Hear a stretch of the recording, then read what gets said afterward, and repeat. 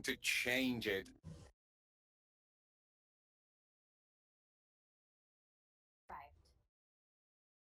Ready.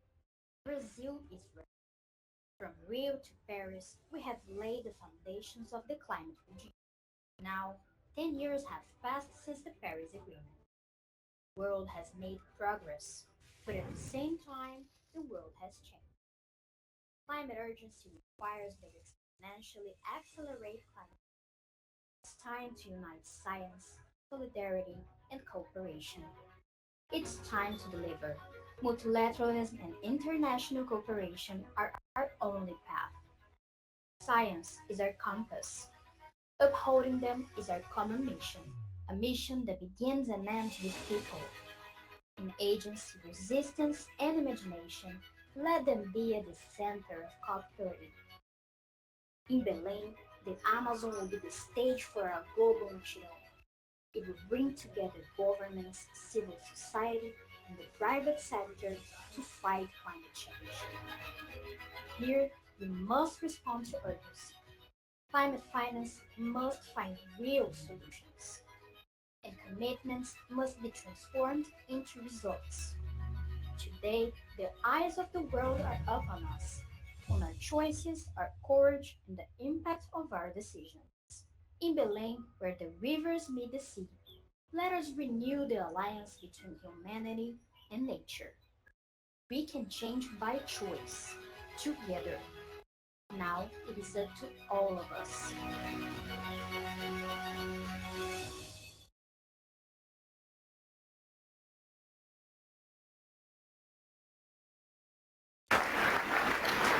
Distinguished delegates, friends and colleagues, it is my pleasure to invite Simon Steele, UNFCCC Executive Secretary, to address the plenary.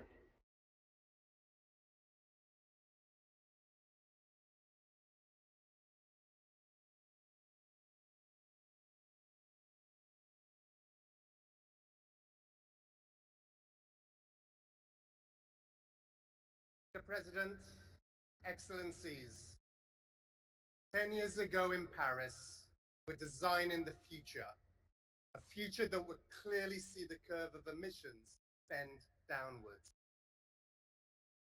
Colleagues, welcome to that future. The emissions curve has been bent downwards because of what was agreed in halls like this, with governments legislating and markets responding. But I'm not sugarcoating it. We have so much more work to do.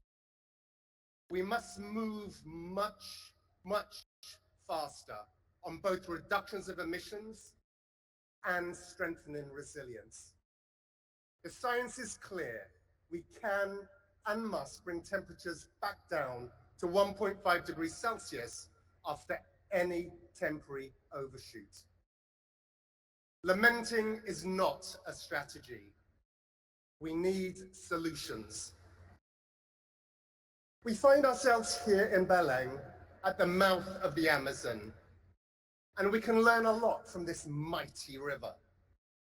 The Amazon isn't a single entity, rather a vast river system supported and powered by over 1,000 tributaries.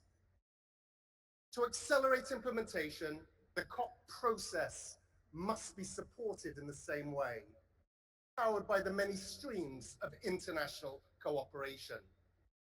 Because individual national commitments alone are not cutting emissions fast enough. We don't need to wait for late NDCs to slowly trickle in, to spot the gap and design the innovations necessary to tackle it.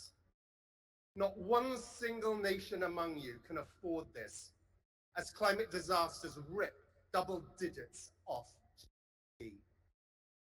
To falter whilst mega droughts wreck national harvests, sending food prices soaring, makes zero sense economically or politically. To squabble while famines take hold, forcing millions to flee their homelands. This will never be forgotten as conflicts spread. While climate disasters decimate the lives of millions, when we already have the solutions will never, ever be forgiven. The economics of this transition are as indisputable as the costs of inaction. Solar and wind are now the lowest cost power in 90% of the world. Renewables overtook coal this year as the world's top energy source. Investments in clean energy and infrastructure will hit another record high this year, with investments in renewables outstripping fossil fuels 2-to-1. So what needs to be decided here in Belém to match the opportunities with the scale of the crisis we face? Because we have already agreed we will transition away from fossil fuels.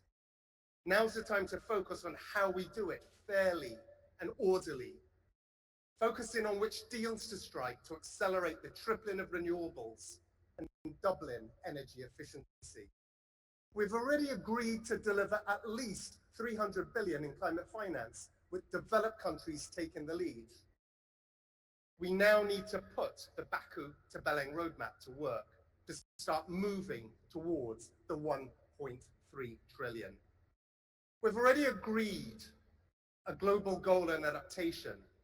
We now need to agree on the indicators that will help speed up implementation to unleash its potential. We've already agreed that transition pathways must be inclusive and just, covering whole economies and societies. Now we must agree on concrete steps to turn aspirations into actions. We've already agreed on a technology implementation program. Now let's set it in motion.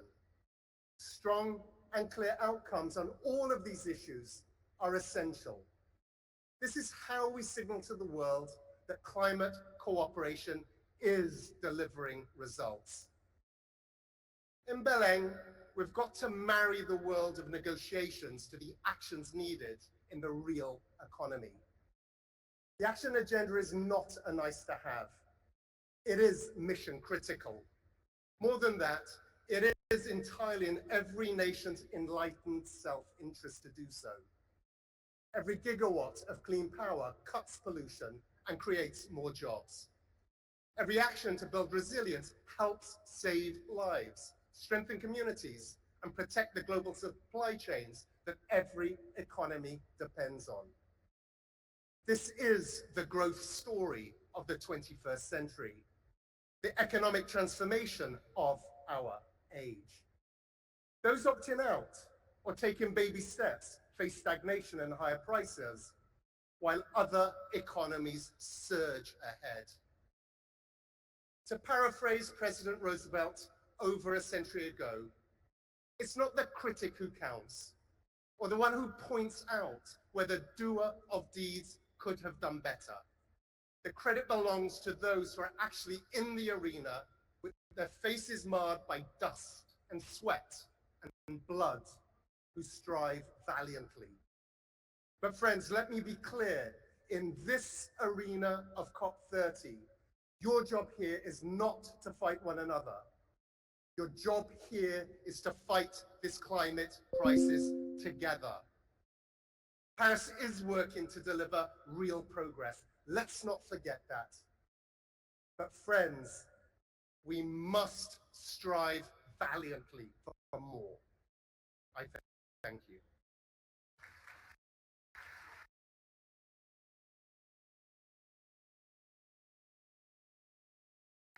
Thank you very much, Simon. We're now going to see a short video.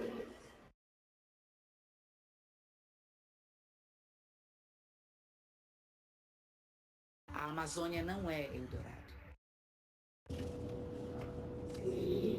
Its flying rivers breathe life into the sky. Its trees keep the heartbeat of the world.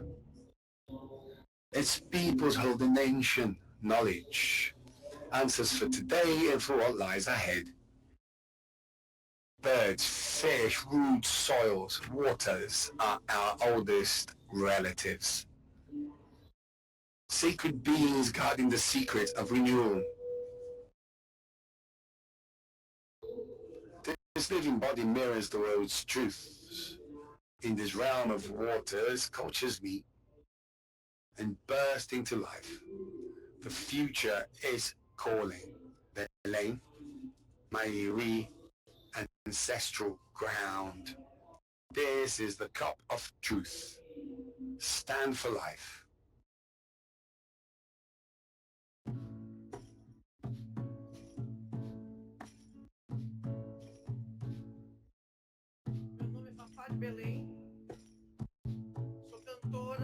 My name is Fafa de Belém. I am a singer, an activist, but before anything else, a woman from the Amazon. Thank you all who have come to see us. Thank you, President Luiz Inácio Lula da Silva, for having brought the world to look at the people who live under the canopies of these trees.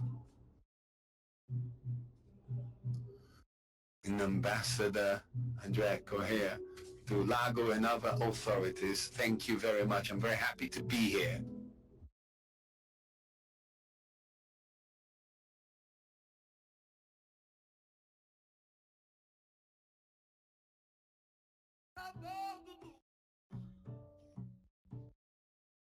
Tenho as asas curiosas e namoro com Yantã.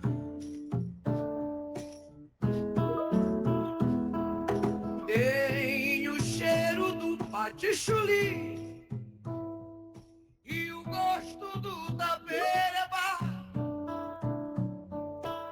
Eu sou açaí e cobra grande. Curupiraci saiu de mim, saiu de mim, saiu de mim.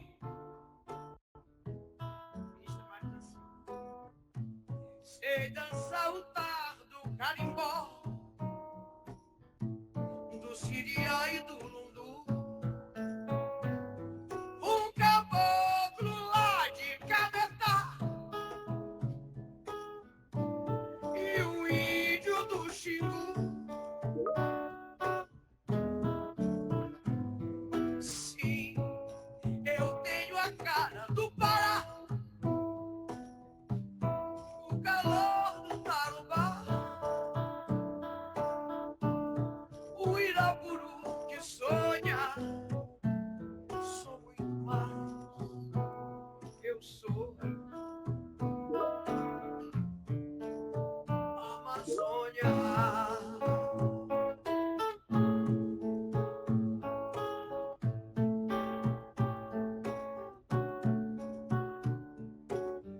O Irapuru que sonha. Sou muito mais, eu sou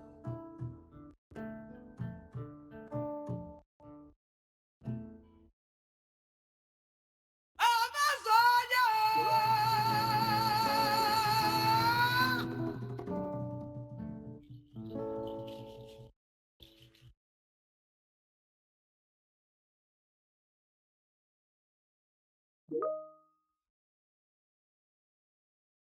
Recebam com muito carinho nossa ministra da Cultura, uma grande artista brasileira, colega de todos nós, Margarete Menezes!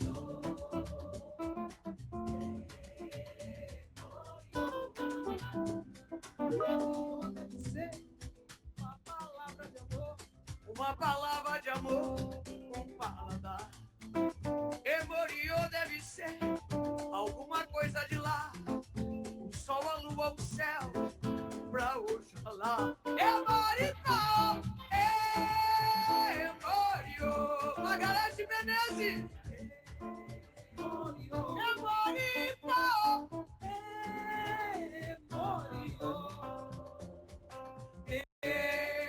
Emoriô. Emoriô deve ser uma palavra na boca, uma palavra de amor, um paladar. Paladar. Emoriô deve ser alguma coisa de lá. O sol, a lua, o céu, pra Oxalá. Emoriô.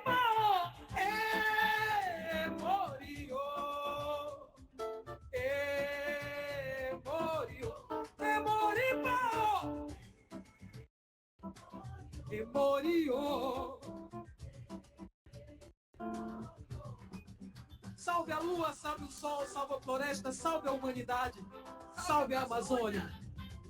O futuro da Amazônia é agora. Emoriô. Emoriô. Emoriô. Emoriô. Emoriô. Emoripó. Emoriô. Emoripó. Emoriô. Salve a floresta, salve a Amazônia. Salve a Amazônia, salve o Brasil. Salve as florestas tropicais. Salve a COP, salve a Amazônia. Salve e salve, salve. Salve a humanidade, salve a Amazônia. E salve a cultura popular.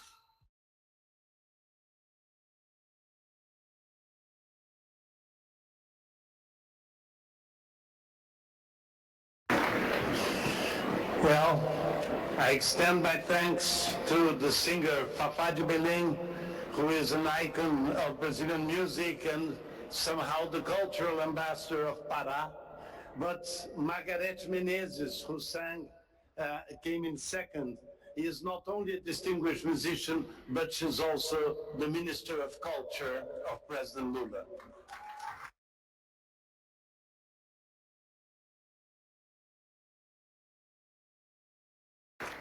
Distinguished delegates, friends and colleagues, it is my pleasure to invite Luiz Inácio Lula da Silva, President of Brazil, to address this plenary.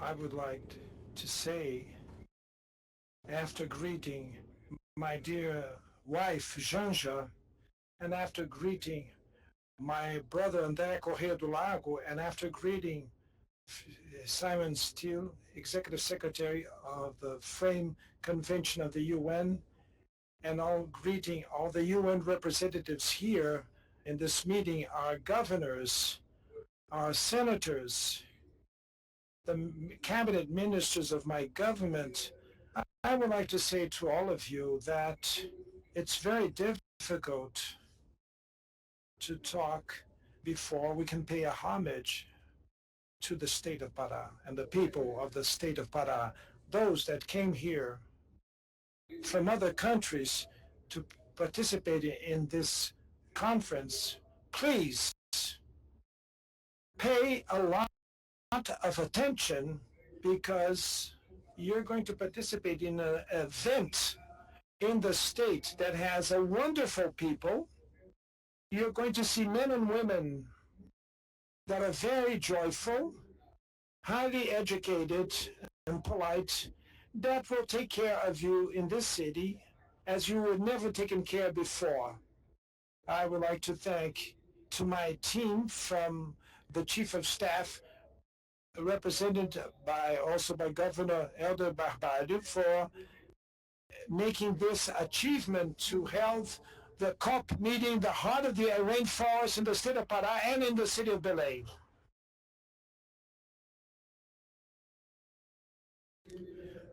Please try to benefit from this city, of its joy, of the beauty, and also to benefit from the joyful charm, warmth of men and women that will receive you here, that will host you here. And above all, take benefit of the cuisine of Pará. Here, you're going to eat the food that you never ate anywhere else in the world. Maybe the best fish And do not forget to eat manisoba. The interpreter could interpret it correctly because it's manisoba, as you pronounce it. And there's a dispute between Bahia and the state of Pará, which manisoba is the best one. And I also would like to say to all of you that to organize COP here, it was so difficult to end with the pollution in the planet. It was much more easier to have the COP in a finished city, a city that would have no problem. But we decided to accept the challenge to organize the COP in the state of the Amazon region to prove that when you have political will, or when you have the will, and you have commitment with the truth, then we can prove that there's nothing possible for man or for woman. What is impossible is not to have the courage, the bold to face the problem. So congratulations to all the delegates here, men and women, government representatives, and to the people of Pará. Congratulations for all of us. This is a lesson of civility. This is a lesson of human greatness, and that the men that go to war, if they were present here at the COP, they would perceive that it's much more cheaper to put $1.3 trillion for us to end with the climate crisis than to put $2 trillion and $700 billion to buy weapons and go to war.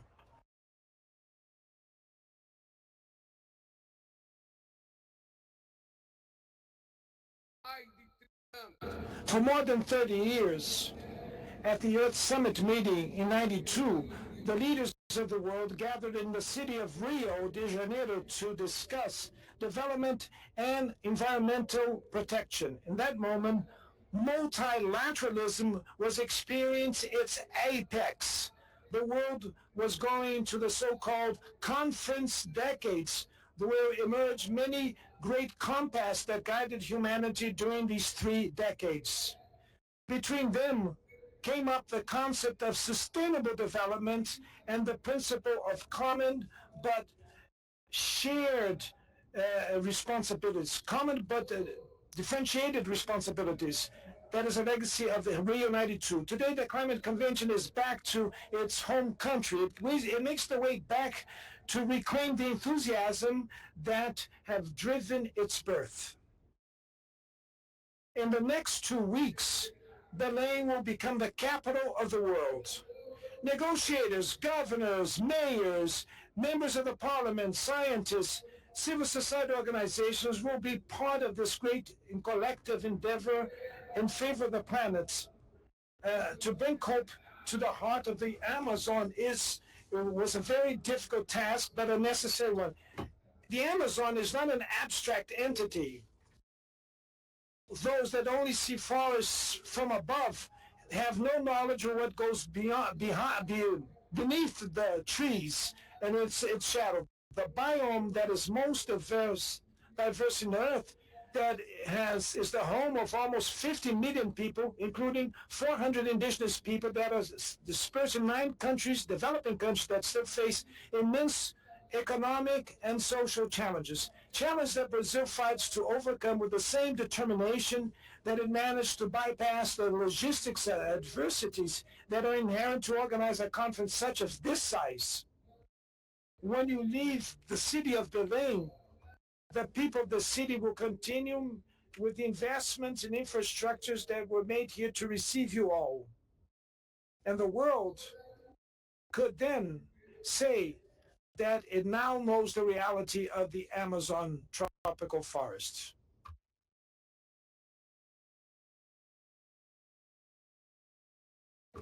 In the days that came before this conference, heads of state and of government, ministers of state, representatives of international organizations, and of civil society gathered during the Belém Summit meeting for climate. We launched a tropical Forest Forever Fund. It's an innovative facility that in just one day was invested $5.5 billion in investments. We adopted collective commitments. First, integrated handling of fire. Second, the right to land ownership of the indigenous people and traditional peoples, to quadruple the production of sustainable fuel, the creation of a coalition on carbon markets, and the alignment of climate action to fight hunger and absolute poverty. And more, at the fight against environmental racism. The Belém Summit was the arrival point of a long road that Brazil invited the international community to follow this long and winding road during the presidencies of the G20 and the BRICS.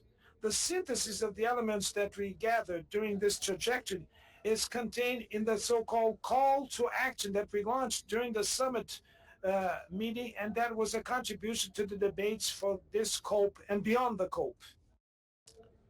Climate change is not a threat of the future. It is already a tragedy of the present time. The Melissa hurricane that hit hard the Caribbean region and the tornado that reached the state of Paraná in the south of Brazil have left fatal victims and a trail of destruction. Droughts, fires in Africa and Europe, the floods in South America and in Southeast Asia, the increase of the global temperature is spreading pain and devastation, especially amongst the most vulnerable populations. COP30 will be the COP of truth. In the era of fake news and misinformation, the obscurantists reject not only the evidence by science, but also the multilateralism progress. They control algorithms, sow hatred, and spread fear. They attack institutions, they attack science and universities. Now it's the moment to impose a new defeat to the denialists.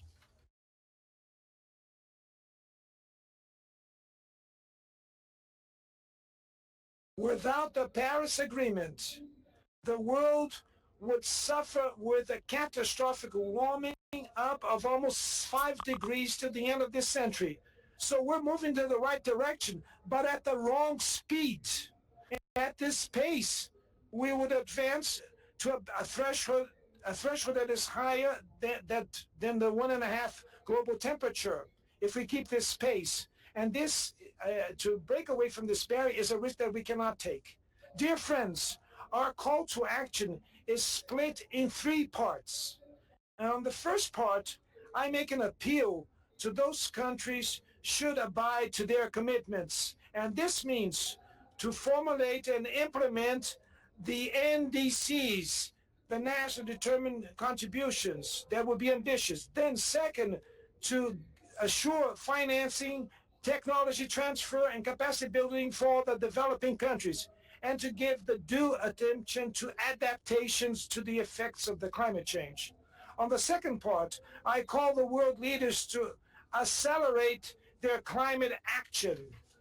We have presented the roadmap for humanity so that in a planned and fair way, we can overcome the reliance on fossil fuel, and we can stop at that and reverse the deforestation, mobilize resources for this end.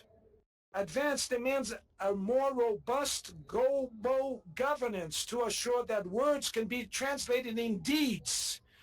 The proposal of creation of a climate council linked to the General Assembly of the UN is a way to face this challenge and give it the political stature that it deserves. In the third part, I call the international community to place people in the core of the climate agenda. Global warming could push millions of people to hunger and poverty, and that we can have setbacks of decades of advancement. The unproportional impact of climate change on women, Afro descent, migrants, and marginalized groups that should be taken into account in the adaptation policies. It is fundamental to recognize the indigenous people territories and traditional communities in the efforts for mitigation. In Brazil, 13% of the territory are demarcated aided land for peoples indigenous. Maybe it's not much. We should have a fair transition, needs to contribute to reduce the asymmetries between the global south and global north forged during centuries of emissions.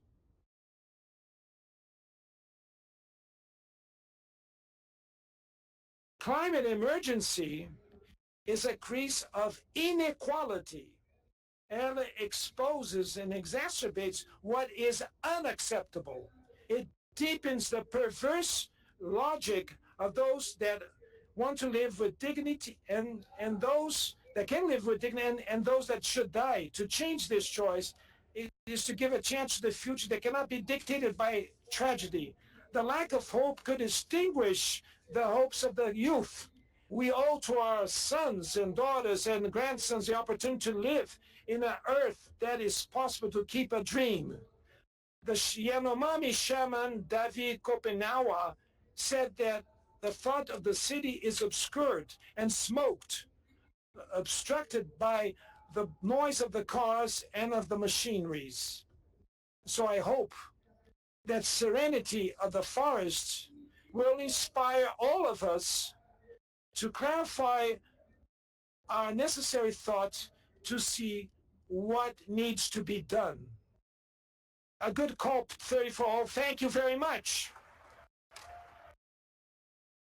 I invite the COP to adopt the draft decision entitled Joint Annual Report of the Executive Committee of the Warsaw International Mechanism for Loss and Damage associated with climate change impact and the Santiago Network for averting, minimizing, and addressing loss and damage associated with the adverse effects of climate change for 2024, as recommended by SB 62 and contained in document Substa/2025/4/add1 and SBI/2025/11/add1.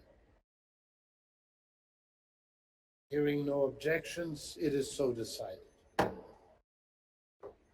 Further, under COP Agenda Item 7, the COP is invited to consider the matter of its authority over and guidance to the WIF. I propose that a senior member of my delegation conducts consultations on this matter. Hearing no objections, it is so decided. I now invite the COP to turn to Agenda Item 17A, Budgetary, Financial, and Institutional Matters. The CMP to turn to Agenda Item 11, Administrative, Financial, and Institutional Matters. And the CMA to turn to Agenda Item 17, Administrative, Financial, and Institutional Matters. SBI 62 recommended the draft COP decision contained in document SBI/2025/11/add1 entitled Administrative, Financial, and Institutional Matters. I invite the COP to adopt the draft decision entitled Administrative, Financial, and Institutional Matters as recommended by SBI 62 and contained in document SBI/2025/11/add1. Hearing no objection, it is so decided.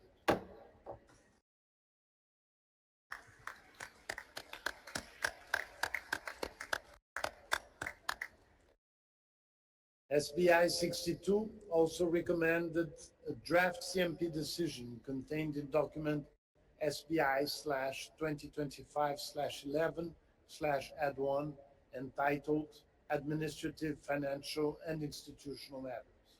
I now invite the CMP to adopt the draft decision entitled Administrative, Financial, and Institutional Matters as recommended by SBI 62 and contained in document SBI/2025/11/add1.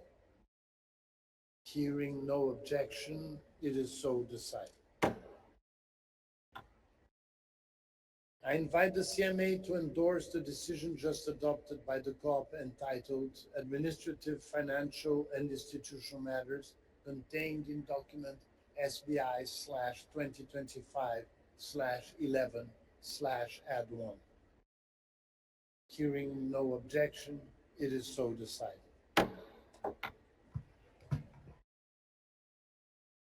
I invite the COP to turn to sub-item 2D of the agenda, election of officers other than the President. I invite also the CMP and CMA to turn to agenda item 2B, election of additional officers. Vice President of the Bureau, Ms. Sara Gonzalez from the Dominican Republic, has begun consultations on the election of officers to bodies under the Convention, the Kyoto Protocol, and the Paris Agreement on my behalf. I thank Vice President Gonzalez for the work undertaken so far, and I propose that she continues the consultations to finalize the nominations.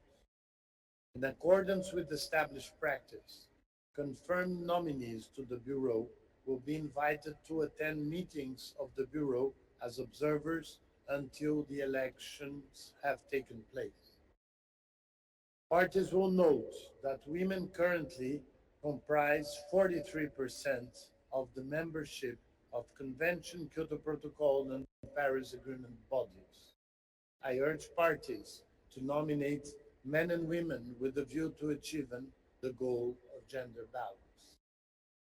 In light of the number of outstanding nominations for a large number of officers under the Convention, the Kyoto Protocol, and the Paris Agreement bodies, including for many constituted bodies entrusted with important technical work, I urge parties to intensify efforts to transmit the remaining nominations by the deadline of 8 p.m. Belém Standard Time on Saturday, November 15. I propose to return to this item at the closing plenaries of the COP, the CMP, and the CMA. Hearing no objections, it is so decided.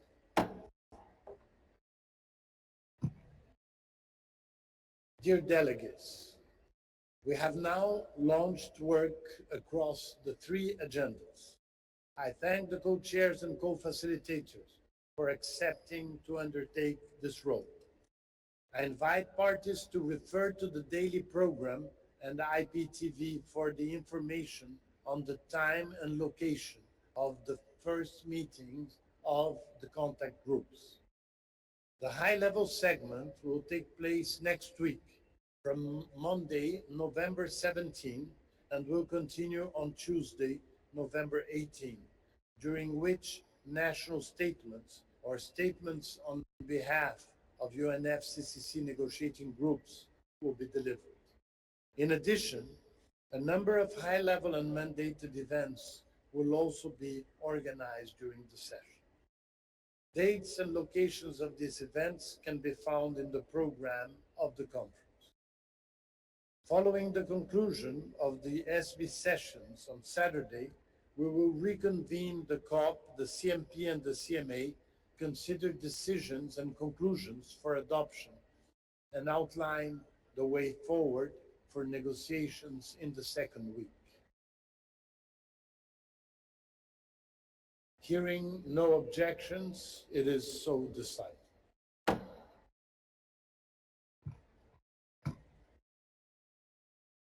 Delegates, this brings us to the end of the first meetings of the COP, the CMP, and the CMA. We will meet tomorrow for the joint plenary of the governing and subsidiary bodies for statements from groups of parties, and observers.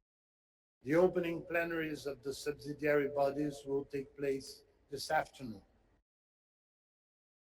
I would like to thank the interpreters for their understanding and working extra time. Thank you very much.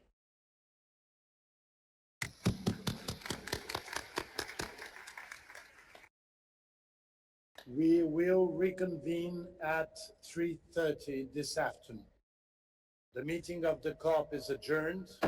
The meeting of the CMP is adjourned. The meeting of the CMA is adjourned.